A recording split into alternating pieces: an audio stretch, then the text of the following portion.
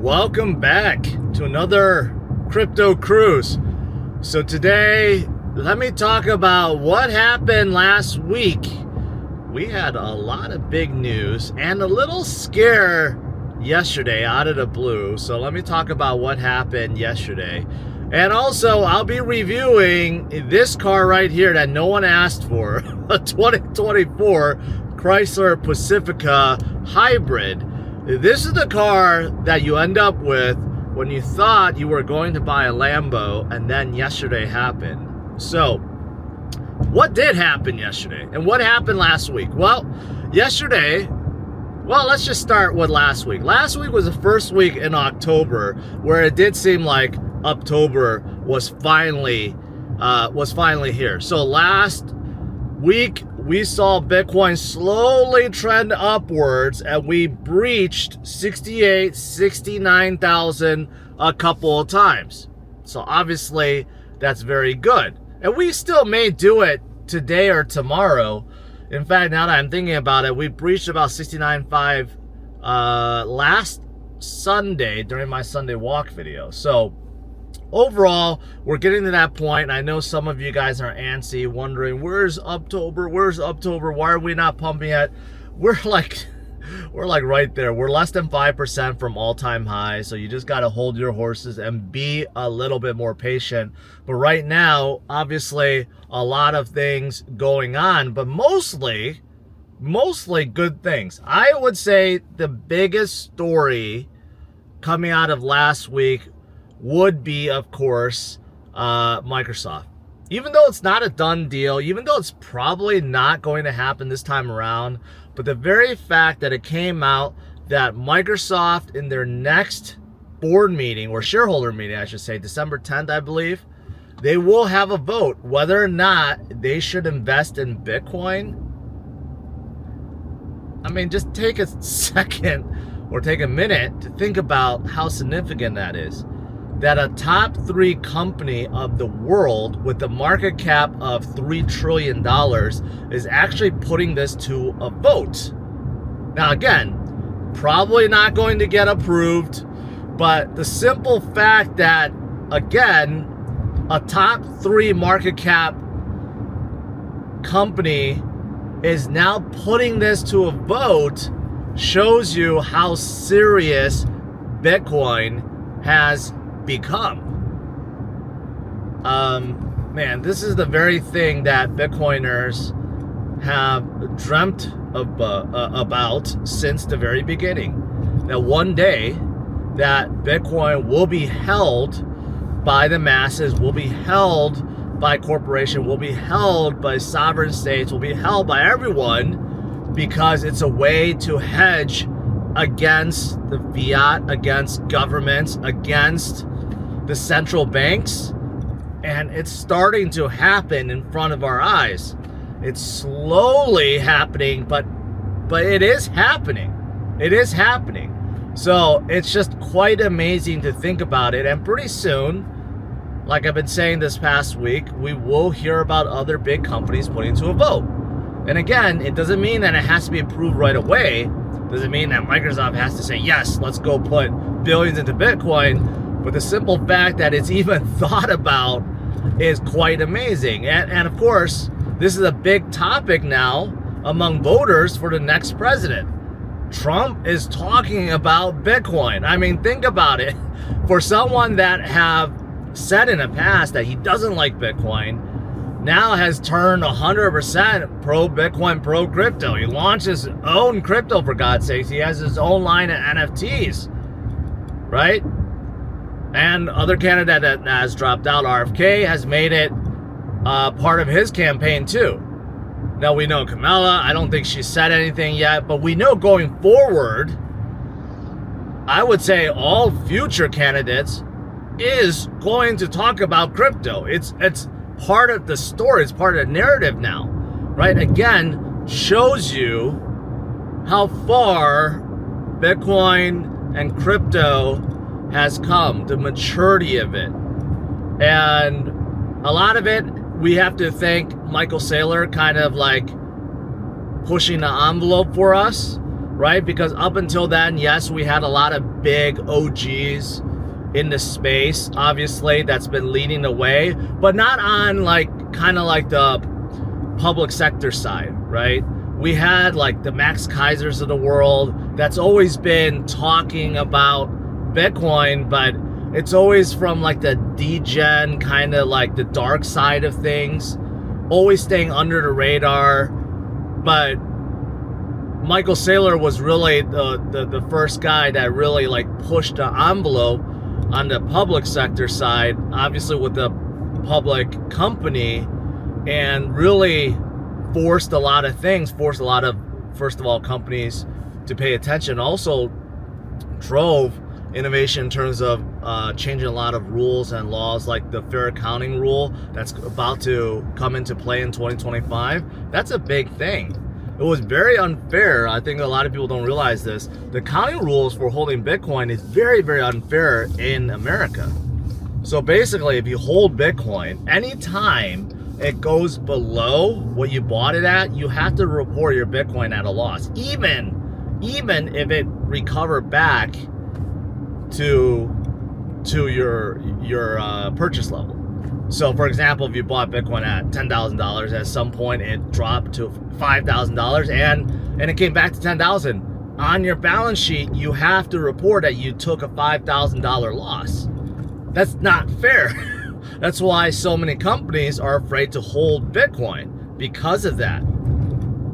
But on the flip side, if you bought Bitcoin at 10,000, it goes to 20,000, you can't report a $10,000 gain until you sell it. See how that's not fair? So this fair accounting rule that's about to go into place changes that. So that in itself is going to be a big deal, and that is something that Michael Saylor also pushed, right? So I think Saylor has done a lot for us in terms of like driving attention to the public side. And now we have companies like Microsoft that is absolutely considering putting Bitcoin on their balance sheet, and so many others like in Japan, MetaPlanet, and others in the US, I can't even think of their names right now, that are doing the same, right? It's just I think that's the biggest story. Obviously, the other controversial thing about Saylor was his interview about the self-custody thing and then the non-self-custody thing. I know that a lot of people did not like it. Some people still defended him, saying, well, of course he had to say those things. But overall, I think some people didn't like it. Some people thought that he was forced to say those things. Some people thought he had to say those things. Overall, I think we can all agree that custody is important. Self-custody is very important. And I think overall, freedom to choose custody is the most important thing, right? The freedom to choose self-custody, to choose non-self-custody, that is the most important thing. So if you want to hold and control your own crypto by safeguarding your own crypto with your own recovery phrase and private key, that is your freedom to do so. If you want to leave your crypto on exchange and have them safeguard it for you by providing you with just the simple username and password, that is your freedom to choose so.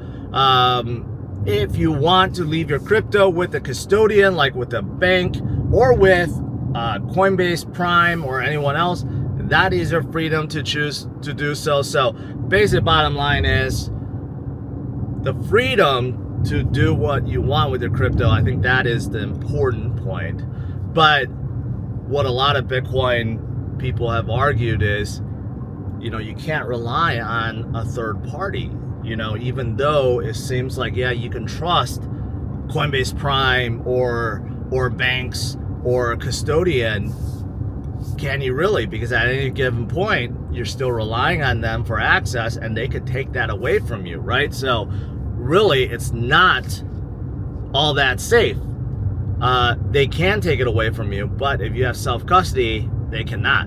But on the flip side, keep in mind, if you have self-custody, you have the burden of protecting your own private phrase, your private key and recovery phrase, and a lot of people do not know how to safeguard that and have lost that over the years, and that is why so much of the supply of Bitcoin has been lost, because they didn't know how hard it was to do so. So anyways, I know that was a big deal from this week as well, but yeah, it's just amazing. It's just amazing. Other things that happened this week, still a lot of talk about inflation, about the downfall of the U.S. because of irresponsible spending and you know, irresponsible borrowing, irresponsible printing, irresponsible inflation, and of course, all roads lead to Bitcoin, right? So yeah, so that's the you know, that's a summary of this week. Now, what happened yesterday? Yesterday, while I was streaming, we were looking good, right? We were wrecking the shorts. We were going up almost to 69,000, and all of a sudden, boom, we broke down to like 65-ish, and now we're back up to like 67,000 or something like that, right? Like, what happened? Why did we drop down? Well, a couple things. Number one, the U.S. market also turned down. I noticed that. I don't know, for whatever reason, by the end of the day, the markets came down a little bit, so that didn't help. Number two, Wall Street Journal came out with this breaking news that the U.S. investigators, I don't know what Department of Justice or whoever, is investigating Tether for money laundering. Okay. And I think that was the biggest contributor. And then as soon as that came out, like, Bitcoin and everything came down. Big way. Now, since then, Paulo, the CEO of Tether, has come out and says nonsense. They're not being investigated. They have no idea why Wall Street Journal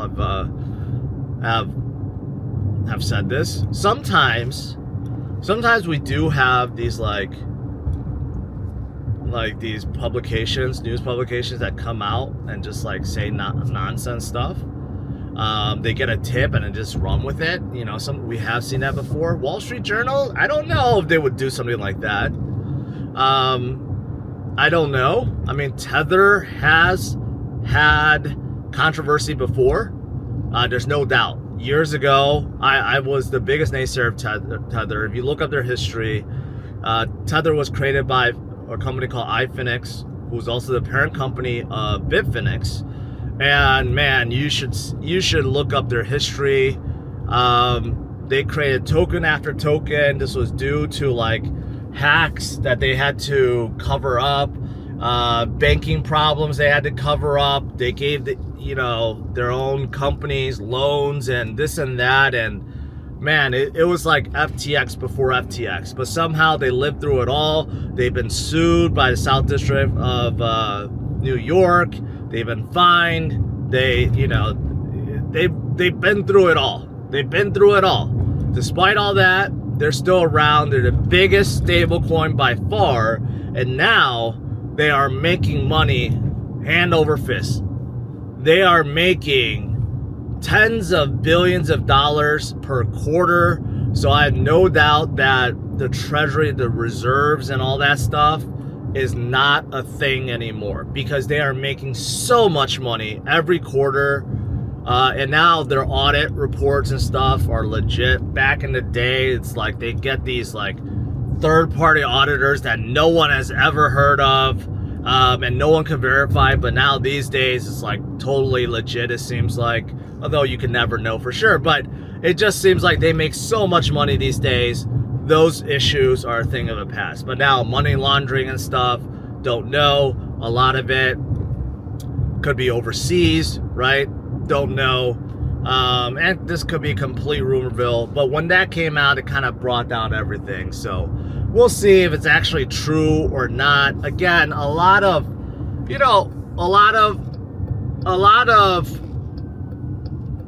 stories come out about money laundering for crypto or stable coins. But do you know how much the banks have been charged for money laundering and like nothing happens? Go look up like JP Morgan, Wells Fargo, Bank of America, how much money laundering they have done, how much fines in the tens of billions of dollars they have paid, but life goes on, right? No one goes to jail. They get slapped with a fine and the banks continue forever, right? So if it's like an established institution, okay, yeah, you did money laundering for this organization or for that organization or for that, it's okay. You pay a fine, life goes on. But if it's like a crypto company, well, you better throw those guys in jail, right? It's like such a double standard. I'm not trying to protect Tether or anyone. If they've done some bad things, they should go to jail. But I'm just saying, in general, we still have this like perception like, well, you know, if a crypto company is accused of something, they must be guilty. But if an institution is caught of something, well, just slap them fine and life goes on. You know, it's like, it's such a double standard. I don't really like it. Anyways, that's it. Well, that's what happened last week. Overall, I think we're still in a really good spot. We still got one more final week for October. I'm looking forward to it. I'll give more thoughts tomorrow during my Sunday walk video. All right. Now, let's talk a little bit about this bad boy that I'm driving right here. This 2024 Chrysler Pacifica Hybrid. Now, this is not an exciting car, and not a car that most people will be looking up. But you know what? I'm just gonna say this right off the bat. Minivans get a bad rep. Okay, moms hate minivans because they hate that soccer mom look. But if you're a mom, I don't get it. Just embrace it. You're a mom.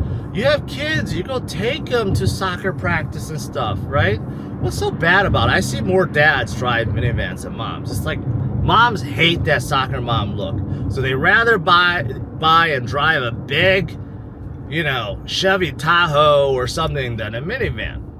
But you know, honestly, minivans are awesome. Those of you guys that have ever owned a minivan, you'll know it's awesome. And here's why. First of all, this one I'm driving, even though Chrysler overall as a brand sucks, this one is terrific. This Pacifica is as quiet. You may have noticed while I'm driving and talking how quiet it is. This Pacifica is quieter than my G-Wagon, quieter than my Model X, quieter than most cars I've ever reviewed. This is luxury car quiet. If you slapped a luxury, like a Lexus badge on here, you could call this the Lexus Pacifica. I don't know what they did. This is so quiet on the inside. When you're just driving around at low speeds with the radio off, it's like scary quiet. It's so quiet, like you're in one of those rooms that's so insulated that you could hear your own thoughts. It's like that quiet. It's actually like uncomfortably quiet. Man, they did such a good job with this. And also, it's so comfortable. The suspension on here is luxury car comfortable. It's way more comfortable than most luxury cars. I mean that. You go drive around in like a big Escalade, for example, right? You would figure like $100,000, $120,000 Escalade would be more comfortable than this.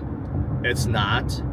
The suspension on this is perfection. Probably because of the long wheelbase and because the tires are not like, you know, it's like 18-inch wheels rather than like 24-inch wheels like on an Escalator, on an Escalade. But it's super comfortable when you're driving around. Not only that, it's really easy to get inside, you know, for people that are on the shorter side, people that are older. Just you know, just in general, to get in and out is so easy. You don't have to step on anything. You don't have to worry about falling out. I mean, it's just really easy to get in and out. So, you know, I think minivans get a really bad rep. And this Pacifica on the inside, really well appointed. The seats are comfortable. Everything inside is leather. I think the inside is decorated beautifully. The center console, the dash. I know this car has been out for a while, but even today's standards, it's still pretty modern. Yeah, I've reviewed the newer cars out there. Sure, a lot of the Kias and the Hyundais, they have their bigger dual screen setup, but this is still a beautiful setup, and I don't think this is very outdated. So, I mean, it's nice. It's really nice to drive this around. Again, you slap Lexus badges in here and outside. You could call this a Lexus all day long, and people will love it because it feels that good and it drives really well. It actually drives really well. I'm not just exaggerating. It actually, if you go drive this, you will feel the same way. The throttle feels great. The steering also feels great. The steering wheel itself has a really nice thickness. A lot of steering wheels just feel blah. This actually has a really nice thickness to it. It feels good in your hands. That's what she said. But the steering weight and feel itself also feels good. It's not very heavy, not too light, right in the middle. Great visibility. The windshield is enormous. All sides. You can see out back really easily. Again, minivans get a really bad rep, but they are great. They are great, especially if you're hauling the family around. I can't say enough good things about the power sliding doors and how convenient they are. I wish big SUVs would have power sliding doors. I know that's a unpopular opinion. I really wish like the big 3-row SUVs, you know, like a Sequoia or a Tahoe or a, you know, like a Yukon, Escalade. They'll never do it, but I really wish they would put power sliding doors on there. It's just so much easier when you're parked, especially on those big wide SUVs. When you have power sliding doors, it's so much easier to get in and out rather than open the doors when there's not enough parking space anyways. When there's not enough room on both sides, it's so much easier when the doors slide open and you can get in and out. And you know, from a remote standpoint, you click it on your remote, they just open, and it's actually, if you think about it, it's more luxurious than what's available on a luxury car, because you can't press on a remote and the doors just open unless it's like a, you know, unless it's like a Rolls Royce or a Tesla where you can open up, I guess, like the second row doors. But still, you can't really open them up because they'll just hit the cars next to them. With power sliding doors, they just open up. It's just so easy. And there's so much room inside a minivan. People don't believe it, but inside this Pacifica, there's more room, there's more passenger room, and it's easier to get into the third row and out of the third row than a big Tahoe. There's just more room, and it's easier to climb in and out of, right? So I've always said this, because I own many minivans, especially when my kids were growing up. I loved minivans.